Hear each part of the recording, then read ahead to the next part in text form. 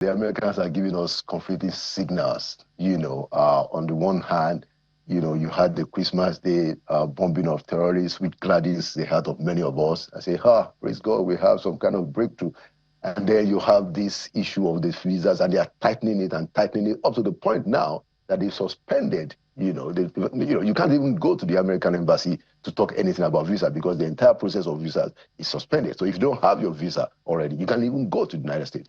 Now, of course, we should take notice that it's about 72 countries that is affected, not just Nigeria. So it speaks to the overall approach of the Trump administration to some of these issues.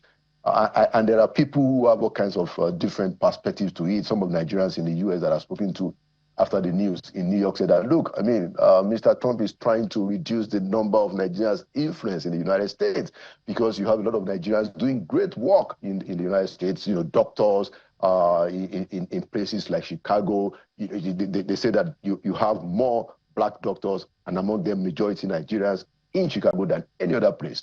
And there are other places in the country where you have Nigerians doing excellent things. So there's the theory. This is a theory that, okay, well, maybe the MAGA don't like the fact that you have these black people that are excelling. They want to stop it. I don't know. Politicians are excelling as well. Why are they not on that list? Well, we have to look through very closely, but what the Indians have done, that we can also talk about is that I think they have managed to become not just in terms of image, but they have managed to establish themselves as an economic power in the United States. A lot of the small businesses, grocery stores, places where you have small businesses, you have a lot of Indians and a lot of Pakistans that are there. So in terms of the economy, they are really, really solid. We haven't quite gotten there.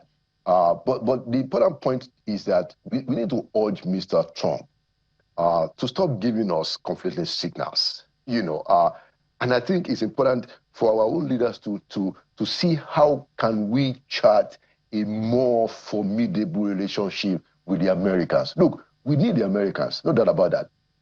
The Americans also need us.